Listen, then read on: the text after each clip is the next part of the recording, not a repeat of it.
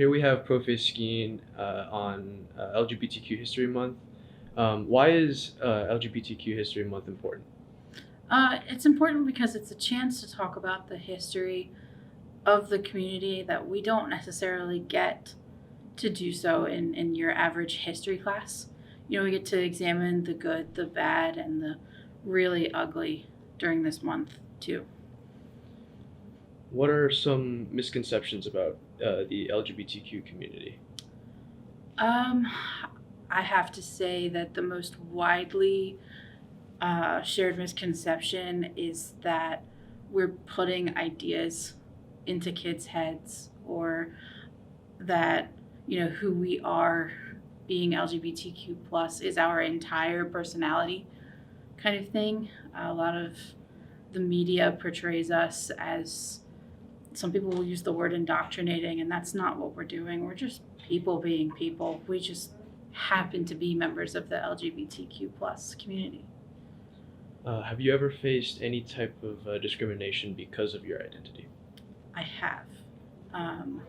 And it was definitely unpleasant.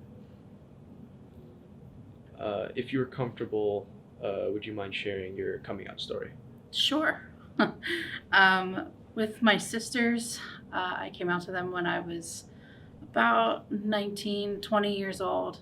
I took them out, to dinner. I was going to make a big deal of it. I sat them down. I was like, hey guys, I'm gay. And both my sisters go, yeah, we know, pass the Parmesan. So it really wasn't a big deal to them. It was kind of the same deal with my mom and my dad. I just told them who I am, and they said, oh, okay, cool, thanks for sharing. We knew. And I know I'm really lucky with that, because a lot of people don't have that positive energy, or at least that acceptance. Last question. Do you have any other advice or advice or any stories which can empower or enlighten anybody that will watch this? There's always one thing that I've tried to live my life by, and it's be who you are and be that well. As long as you treat people kindly while you do that, and you're just you the whole time, there's nothing to be ashamed of. Life will get icky. It'll be really hard sometimes, but it definitely gets better. When I was in high school, I was scared to be who I was, and I didn't always like it. But now I am here with a job that I couldn't have imagined for myself, because I really do enjoy it. And I have a partner who is supportive. I have a beautiful apartment. Things come around as long as you're just you and you treat people well while doing it. Hello, I am Brianna Jones. I am the College and Career Information Coordinator. And Ms. Brianna Jones, why is LGBTQ plus History Month important? LGBTQ plus History Month is extremely important because it celebrates the history of those that identify within the community. And I think it's important to understand that members of the community, that is not their sole identity. That is just a piece of who they are. So it highlights all the other great accomplishments that they have achieved throughout their life, in addition to being a part of the LGBTQ plus community. What are some misconceptions about folks in that community? I think that some of the misconceptions include, like I said before, that not being their sole identity, and people just kind of put people in a box if they do identify as LGBTQ+. I think that it can sometimes have limiting stereotypes associated with it, versus it being like a superpower, versus it being something that they should be proud of. So I think that in addition to having Pride Month, but then also having History Month, is that it shows that, wow, like these people that have done so many great things, this is what they look like. This is what you can look like if you come out as being a part of the LGBTQ plus community. And any other advice or stories or thoughts that empower or enlighten? Well, I would say, especially just being new to this area, being new to this region and to Quince Orchard, that I think that is extremely empowering. Just from my first day of stepping in the school, just seeing how students and staff embrace the LGBTQ plus community, how it's celebrated here, how it's highlighted. I think that's important for students to know that you are loved, that you are appreciated, that you are valued, no matter what your story is, because it takes a lot of courage to, express that you are part of the community. So I think that that is something that starting now in high school for them to carry throughout their lives of, this is something that I can wear as a badge of honor, and that it takes a lot of courage, and to always remember that you are strong and that you are valued and that you are important and that you are a change agent for the future. So keep that in mind. Just double check. Okay. Can you introduce yourself? My name is Ms. Avalos. I am in the ELD department. I am also the SGA co-sponsor, and I have been here for 2.5 years. Nice. Yes. Why is LGBTQ History Month important? I think it's important because it brings light to the LGBTQ plus community. I think for so many years they were like a little bit oppressed, and I think they still are. So having a whole month to celebrate who they are and the value and the beautiful things that they do and the things that they, how the great things they do for our community, I think it's great. And I think it gives, what I wish it would, I was telling my students the other day, I wish we would stop. It shouldn't be a month that we celebrate because it should be normal. It shouldn't be something special. I mean, they're part of our community. That's who we are. We are allowed to be who we are and to love who we want to love. So it shouldn't be, we don't celebrate Female Day, right? We don't celebrate Female Month. So why are we, it should be normal. I think that hopefully one day when my kids are older, it's like, this is it. This is us. This is who we are as a community and who we are as people. Yeah. The fact that we're even talking about this now is good too, Yes. I think. How do you, as a teacher, make your classroom comfortable, inviting, and welcoming to students who do identify as LGBTQ? Well, I always ask what their pronouns are. I think that that's important. I think students are allowed to identify however they want to identify us, and asking them, what name do you want me to call you, right? Because sometimes our given names are not what we want to be called. Also, like creating a space where we all understand that we are allowed to be who we want to be, who it doesn't matter who we love and who we are. We should respect each other. So creating a culture of respect is very important in my classroom. Any other advice or stories or thoughts which empower or enlighten? I don't know. I think for me, it's more like bringing a light to the LGBTQ plus community allows other people to know that it is safe to be who they want to be and not feel oppressed or not feel that they cannot tell you who they are. I think because we have so many people here who openly identify as part of the community has allowed our school to be a little bit of a safer space for our students, and they can tell me, I want to be called this name, and I like this, and I think that's something very cool that everybody has done, and I'm thankful for that. Is there anything that you want our audience to think about or do or consider? I think what I would like people to know, or maybe our students to think about, is that we grew up in communities that are so far different than what the society that we live in now, and being open to change and being open to understanding others and just respecting. I think it's the most important part, understanding that we don't have to agree with what other people think, but we can respect what their choices are. I think that's something very important and valuable. Thank you. That's phenomenal. Can you introduce yourself? Sure. Hi, everyone. I'm Mrs. Vogel. I teach English and theater, and I'm also the QO Theater Director. Ms. Vogel, Yes. why is LGBTQ plus History Month important? I think that LGBTQ plus History Month is important so that we can honor all of the contributions that people from the LGBTQ plus community have made to our school and our community and our world, so that everyone knows the great things that they've done. What are some misconceptions about LGBTQ people?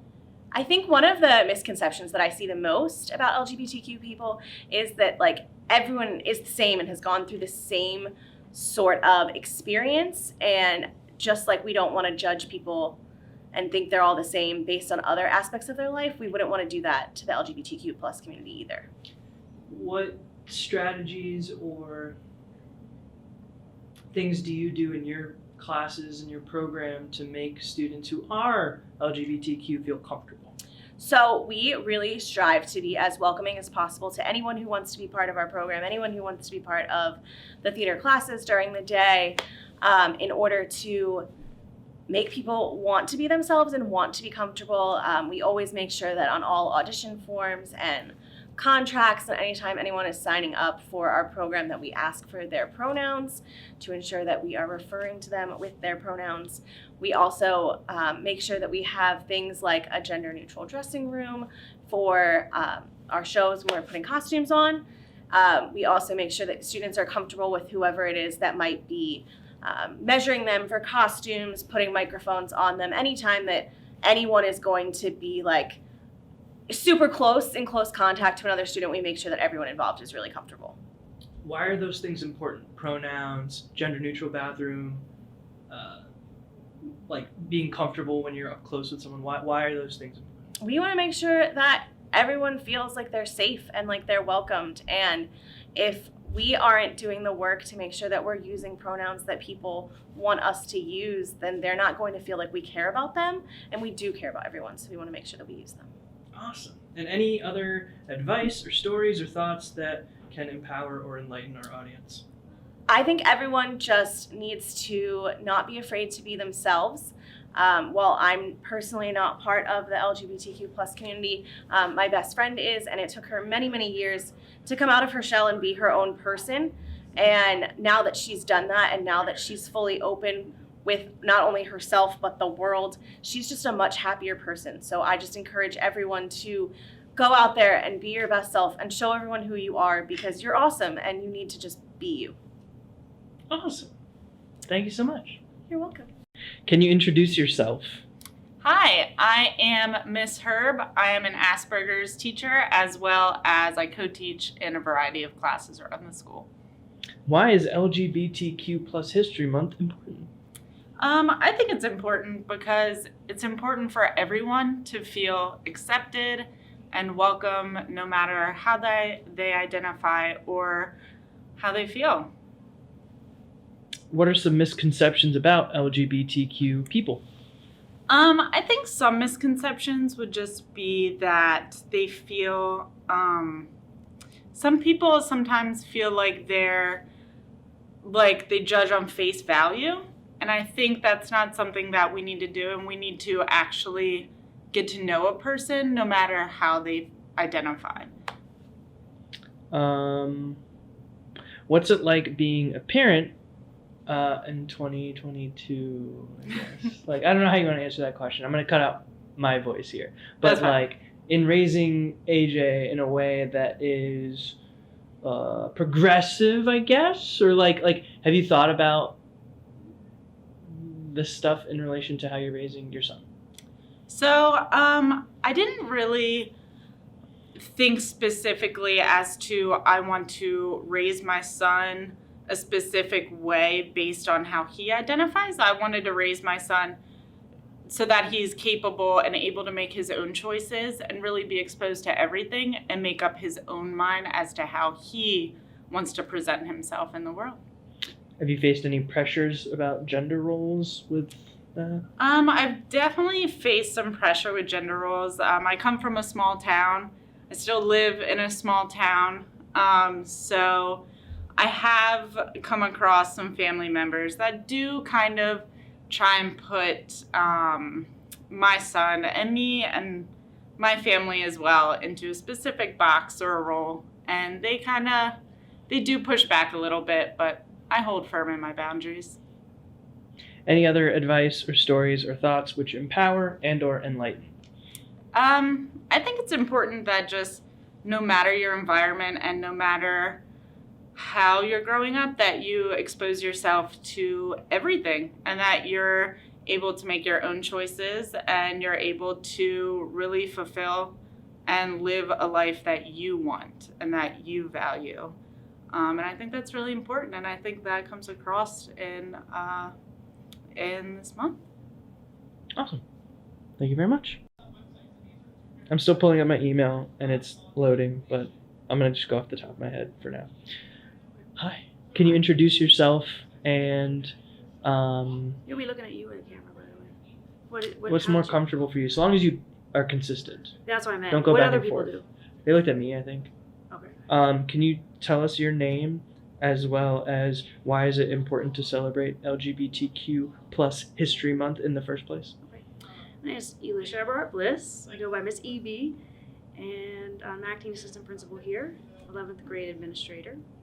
I think it's super important to celebrate LGBTQ plus History Month because it's a group that's underrepresented, and I think that the ideas of feeling seen and valued is important. And this month uplifts that opportunity and reminds us this should be a continual celebration all year long. Have you ever faced discrimination because of your identity? I think I've faced several experiences where I felt very judged or devalued by my identity in the LGBTQ plus community, especially when I was younger. I think there was a lot more intolerance, I will say that word, because I think that people were less educated about it. It wasn't as uplifted in discussions in the media or in schools compared to now as it's getting better. So there's a lot of incorrect assumptions made and questions and bullying along those grounds that had happened to me, and some of my friends have commented on some of those events in their lives with slurs or mocking or ridicule because of that difference. Just texting Rockwood. Are you willing to share your coming out story with us? I don't know how deep I want to get. That's up to you. And you're So when I was 25, I did come out to my family, and it was something I knew for several years before that, but had still been thinking a lot more about who I was and how did I identify. And part of that growing up process, really impacts people in the LGBTQ plus community because you are trying to figure out who you are throughout your teenage years and your 20s. So when I was 25, I felt pretty confident and solid in telling my family. And I wish it was a positive experience. It was a pretty negative experience telling my family, who I was. They didn't understand. I think that's where it was rooted. They had expectations for me that didn't align with what they viewed in what they knew of the queer community. But since then, I will say that they, have come to my wedding. They are supportive of their grandchildren and have come a long way in their understanding. But it took a while for that to happen. Is there any other advice or thoughts or anecdotes you'd like to share which either, empower or help uplift or any other sort of, advice to audience? Or has anybody commented on the allyship aspect? Yeah, okay. Mm-hmm. That would be a great thing if you want to talk about that. I think a message I'd like to send to students is the aspect of being a positive ally for your friends and family or acquaintances, staff members who identify as part of the LGBTQ+ community, because you might not know who around you identifies as part of that community, first of all, but also knowing that they had support from people who love and care about them, who know them, is monumental to their well-being and feeling that value as a human being. So I do have a call to action to those of you who maybe haven't spoken up or shown that support yet, or can stand up for someone who may be getting bullied or ridiculed by some peers, to be that person for a student or a staff member, whoever it might be, a family member, so that they do feel that they are valued. And then lastly, I went out of order because I just finally logged in. It made me authenticate. Stupid. What are some misconceptions of folks who are LGBTQ? Gosh. I know.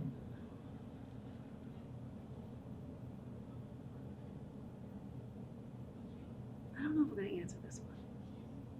You don't have to answer. Yeah, I don't know. I don't. You answered all the other ones. Yeah.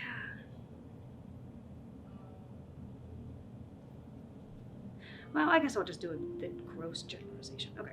I'll say something. What are some misconceptions of folks who identify as LGBTQ plus? I think one of the biggest misconceptions, which I'll call it a gross generalization, AP Lang, you should know what that is that we are massively different than anyone else based on sexuality. There's nothing really different about somebody in the LGBTQ plus community than someone who identifies as straight. I think that sometimes it's focused on a little bit too much in that way that makes us feel that we should feel so different when we're not. We're just a person with a different part of our identity that could be seen as different than yours, much like race or religion or any of those other aspects. Sexual identity is just one part of a person. Awesome. Thank you so much. I don't know if I should have said religion, because religion's a choice, not given. Sometimes, But- right? Yeah, that could be a whole. That's a whole other thing. I'm Miss Blanchard. I teach in Portable 3. I teach at AP Lang, and I teach Honors English 11. Awesome. Why is LGBTQ plus History Month important? I think anyone's History Month means that we as a country have seen some divisiveness or some conditions that are not conducive to all. And so a History Month brings that representation, that awareness, that acknowledgement that these differences exist and need to be celebrated and acknowledged and accepted. How do you make students who are a part of the LGBTQ community welcome and comfortable in your class? That is a fantastic question. I mean, I hope I make all students feel comfortable and welcome, but I think with anyone who's different, I think, one, I'm just really open. The kids know that like my inner monologue plays aloud, and so they know that I'm a real person. And so I think that helps any student go, well, if she's like that, then I think it's okay for me to be like this. And I'm just so open, you know, it's kind of like we lead by being the model. And so in my class, I try to model openness. I try to model acceptance. As a Black woman, I'm not always accepted in my spaces. So I think I always think about that for students who either, whether it's a visible difference or an invisible difference, I always think about, well, how are they living? And if I were them, how would they want to enter this space and interact with me and their peers? So I try to think about that. I think that's always in the forefront of my mind.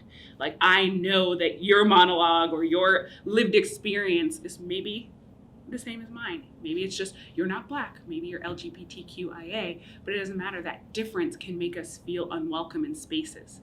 And so knowing that, I just try to make it so they don't feel like I ever felt when I was growing up.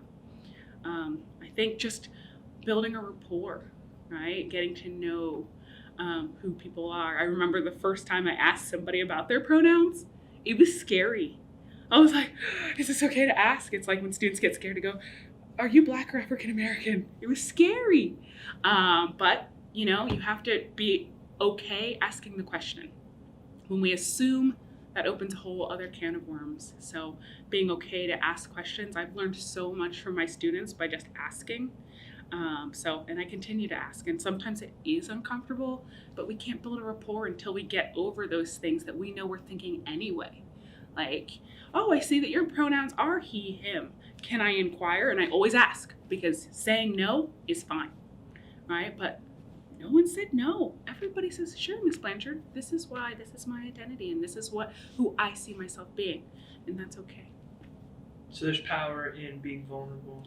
Absolutely, and that's the hard part, especially for staff, I'm sure, because we want to control everything. Most of us are teachers because we love control, and it's like when you get rid of it, or at least acknowledge that you have to let yourself be out of control a little bit to learn. We don't grow unless we kind of get out of control a little bit. That means outside the comfort zone. Outside of that, and that's what I mean by out of control. Yeah. It's like out of that comfort zone. Let a student show you. I know, like technology, like who knows how to work this box? Like, I don't know what's going on. I learned this in Jernigan's class. Let me help you. It's the same. Let them teach you. So I think just having that openness has been good, I guess. If people are saying they feel really welcome in my class, that makes me really happy. Because like I said, it all comes back to who I am and how I felt in these spaces. And I don't want to replicate that for anyone, regardless of what it is, LGBTQIA, race, height. I'm 6 feet tall. You know what happened to me. I want everyone to feel safe, because no learning happens if you don't feel safe. And I'm here to teach. So The very first time I asked a student, hey, what pronouns do you prefer? They immediately just started crying. oh my And it was in the middle of class, and I, like, in my gut was like, oh shit, like, did I just do something wrong? Right. And the reason that they started crying is that no teacher had asked Ever them before. asked. And it wasn't like, this was only a couple years ago. It wasn't like, when I first started teaching, I don't think it was on my radar. Right. Agreed. But now I ask all the time. Yeah. So. Yeah, now I think it's become a lot more commonplace. I would say my knowledge of pronouns has really only emerged this year, and I will attribute that to Logan. Logan has helped me so much. They've given me resources, a nice graphic novel that I could kind of consume on my own, and because I'm an academic, I was like, yes, let me read first. What's that called? Oh, I would have to ask Logan, but it was fantastic. I think they have it in their insignia on their email, but for me, it just made all the difference. So after reading that and talking with Logan, I was like, I'm ready. And they told me, it's okay if you mess up. And that helped, having a representation from someone in the community say that, not just these books telling me, because it's different. That's theory. This is application. So that helped me so much. That's the work of being anti-biased, being anti-racist, right? Is you're gonna mess up. Yep. But that doesn't mean you shouldn't still try. That's right. Yeah, you gotta expose yourself to more. That's Go right. outside the box. That's right. Lastly, a sort of call to action. Kids are going to watch this. Staff members are going to watch this. What can they do? How can they be good allies? Do you have any advice or suggestions or anything that can sort of empower or uplift? Yeah, I think, I mean, we're teachers, right? So we naturally want people to feel comfortable, but I think sometimes we forget that we're the most comfortable in spaces that we recognize.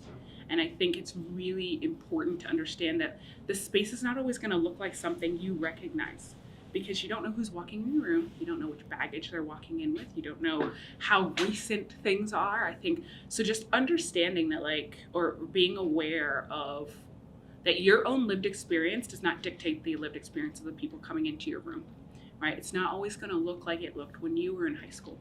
And so just being open, I think, is one. Asking questions. I know for me, that has probably been hands down the easiest way for me to be an ally. It's just to ask. I don't want to assume, and I always say, I never intend to hurt anyone's feelings, but this might help us build rapport. And then I think last year I had a great experience with a student. We were reading texts and realized there were no LGBTQIA voices in our curriculum. And it became something that, like, I ended up going through central office and being on the book committee to read books to try to help get them into the curriculum. But then I asked my students, who visibly we had already shared that was their identity, and just saying, hey, like, what do you like to read? What do you think your peers would like to read? So as a staff member, just continuing to make sure those voices get heard in our rooms. And it doesn't have to be books, right? It could be whatever content you're teaching. How can you bring those voices into your room? I think we should be a lot more cognizant of representing all voices. We've been pretty good with trying to expose our students to racial voices, but I don't think we've done anywhere close to the job that we've done with race, that we've done with LGBTQIA and other marginalized groups. We're working on it, but I think that's a good place to start. Thank you. Yay. Do you have anything else that you want to say? I don't know. I'm just super stoked I'm an ally. I mean, I don't know. I live my life the same way everywhere. It's something in my teaching career that I've changed, I think, in the last 5 to 10 years. I remember early in my career, I tried to be like what I saw growing up. And that obviously didn't work. It created a huge disconnect. And now, maybe because I'm older, I'm in my 18th year of teaching, I just feel like when kids can see you as a person, regardless of who they are, they naturally will gravitate to you. That doesn't mean you have to lower your expectations of them. That doesn't mean they're going to like everything you do, but they'll come at you and respect you because they see you. And I think at the end of the day, everyone just wants to be seen, right? And so, I don't know. Cool. Thank you so much. Yeah. I appreciate it. Hi, I'm Mr. Rockwood, and some of you might already know me from around the halls as QO's Dark Overlord. But basically, I think LGBT History Month and just LGBT representation in media is super important for a lot of reasons. Not just because my son is trans and my spouse is non-binary, but because this is something that allows people to see themselves in the world in a way that more accurately represents real experiences than the media of my childhood, which was overwhelmingly white, male, and straight. And so, in fact, all of the, say, my tattoos, for example, I'm a game design teacher. I'm a gamer. All of my tattoos are from games which have LGBT characters and protagonists and talk about stories beyond those that I grew up with and that are representative of the experiences of my students and people I care about. And so I just think always back to my first high school experience with a group of 9th grade boys when I was starting freshman year in high school. And I heard somebody come into a room and use the word gay as a pejorative, just really classic, stereotypical 90s, "that's so gay" comment. And I felt like I had 3 seconds to respond or not respond.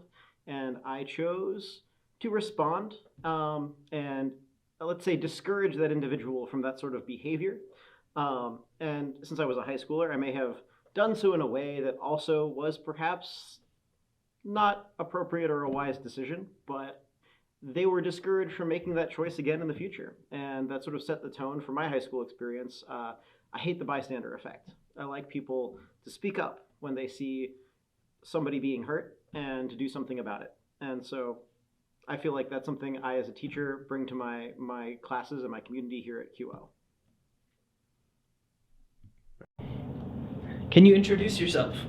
I am Teacher Land. I use they, them, theirs pronouns. It's my second year teaching at QO, and I teach Honors English 9 and 10, and I'm one of the QO Sexuality and Gender co-sponsors for that student club. Why is LGBTQ plus History Month important? History Month is really important because we have Pride Month in June, but LGBTQ plus History Month is its own month and different so that we can focus on our history, whether it be good and celebrations or the long history that we've taken to get to acceptance through discrimination and many years through that, and erasure with not being able to learn about those things, not being able to talk about LGBTQ plus figures, moments in history, struggles that have happened. But it's a moment to stop in that month and actually have acknowledgement and work through that issue of erasure and actually have visibility during this month. What are some misconceptions about LGBTQ people? This is one that is maybe difficult. Oh, God. You're also allowed to pass. Yeah. I don't know. Because we have answers from other folks too. Right. Yeah. I'm going to skip that one because that Yeah. one's tough. That's totally fine. I also think it's kind of a generalization, right? Yeah. And just because the stereotypes exist, I guess that the hope would be that we don't buy them. Yeah. And anything that I could think of is like from the teacher lens of like a teacher shouldn't be out in the classroom, shouldn't be visible, don't have to like broadcast it to everyone. Have you felt pressure to hide? In where I came from before.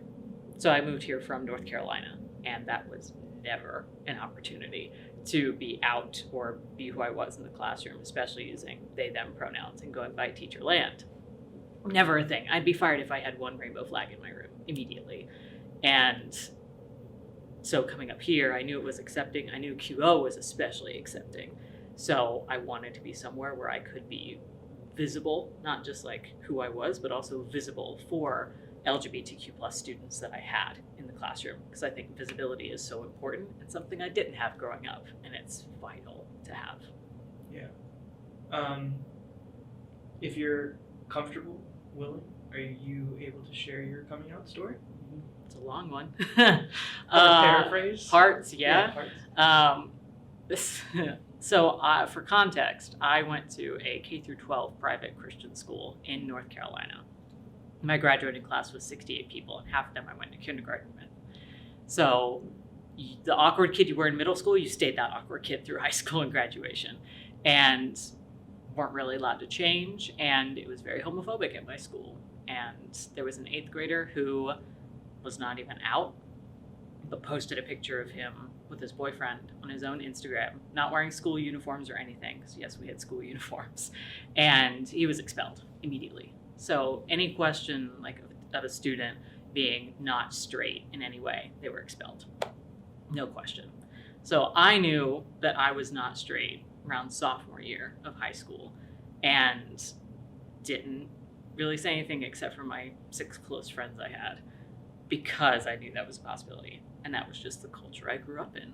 It wasn't until I got to college where I really branched out and realized that I could be my own person, because no one from my school went to the university I went to.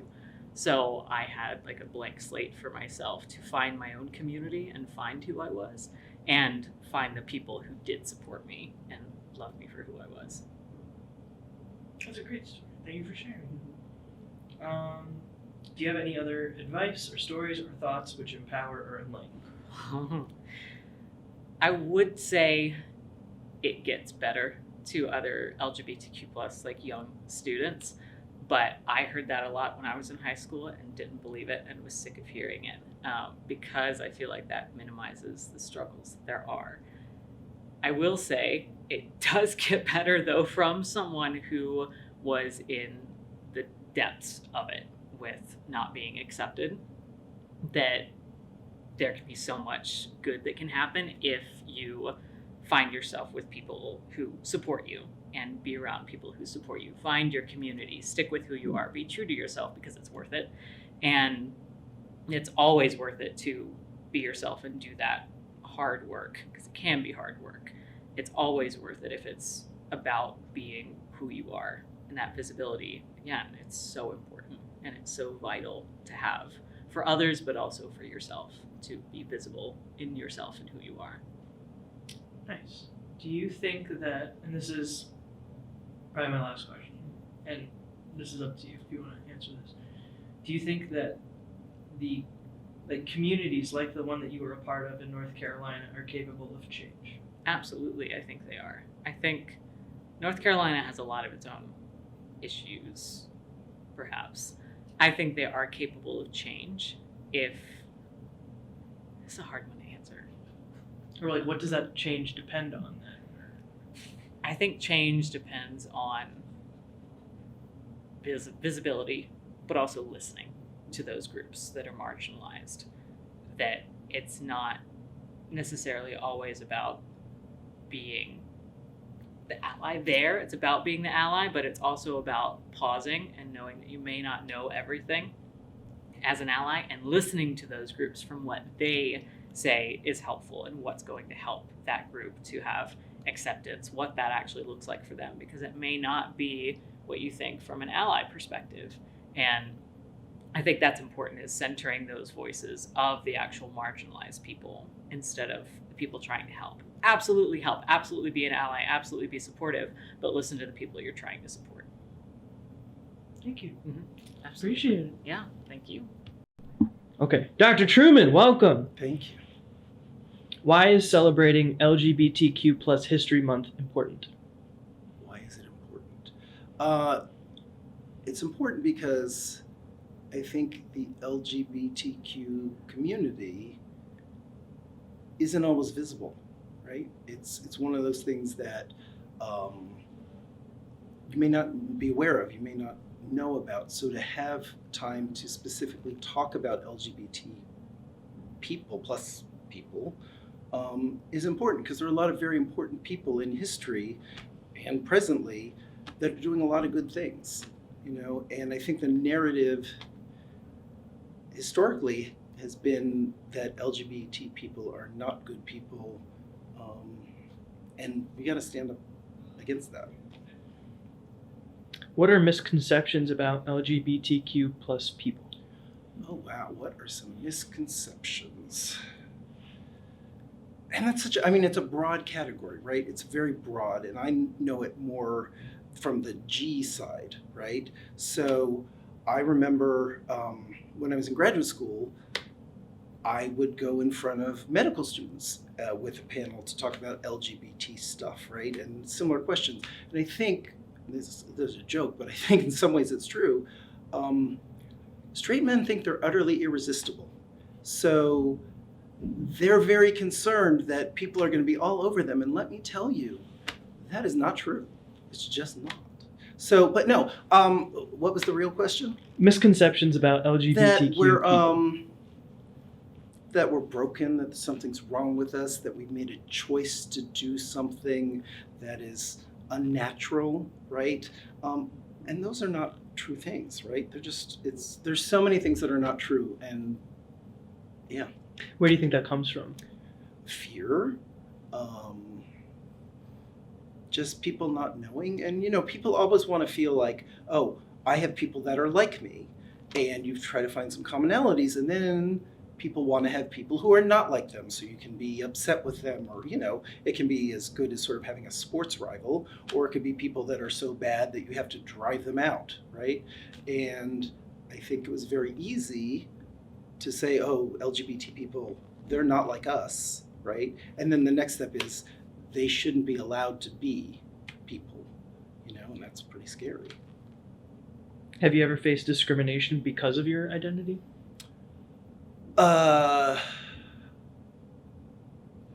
Yes. That's kind of I remember once, when I was in high school, people would say, oh, that's gay, or he's a fag, or so, can I say that? You'll edit it out, or not. And I could either choose to say something and then become the target of that, or stay silent. And by staying silent, I sort of implied that it's okay. It's okay to call people fag. It's okay to say that's so gay. And people who say those things often don't mean it that way, right? But it's still pretty hurtful. But then I used to volunteer because when I was in high school and college, HIV was just sort of the big thing then. And I did a lot of volunteer work, and I had like a buddy who was HIV positive, and I would just sort of help out with things. And eventually he was in a wheelchair, and we were in Charlottesville, Virginia, taking a walk down the downtown mall. I was wheeling him around, and just out of the blue, some guy starts yelling about fags and, no, you should be dead. And literally, I don't even know what to say. It was just so shocking and so threatening, and here I am with someone who is dying, it was pretty awful. I'm sorry that happened. Yeah, me too. And thank you for sharing that. Yeah. It's not really a good transition here, no. But okay. Are you willing to share your coming out story? Oh gosh. Sure. And that's another, it's not a one-time thing, right? It's not like a quinceanera or something, It's something like I came out to my parents, I came out to my sister, I came out to my friends, I've come out to coworkers. It keeps going, because I think the default still is that people are straight, right? And but I do remember, oh gosh, it used to be so hard, and I agonized about telling my parents. I was in college. Actually, that's not even true. I was in graduate school, and I wrote a letter, and I left it for them because I couldn't even have the conversation. I left it where I knew they would find it, and then I went over to a friend's house and just sort of was there, waiting to get the phone call, And they called, and it was fine. They weren't like, oh, I never want to see you again. But it was really hard to do. It was really hard. Because it's like this hidden thing, right? It's like if you're a member of other groups, sometimes it's sort of visually obvious,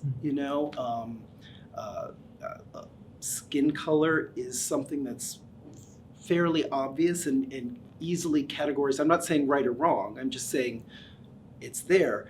But LGBTQ stuff, is not always that obvious, you know? And the other thing, so here's the other thing. When someone is LGBTQ, the odds of their family members being that as well is pretty low, right? So you're also incredibly isolated even in your own family, you know?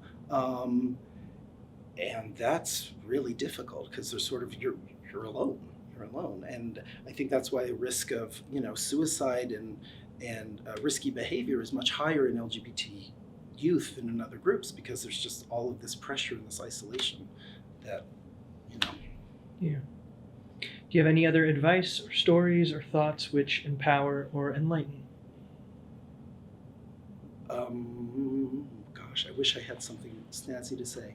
For me, it's continued to get better. I think with people speaking up, with people not accepting the old stereotypes and saying they're not true and just being present and in the world, it challenges people's beliefs, because when you know someone as a real person as opposed to some sort of group, it's harder to say, oh yeah, they're all like that.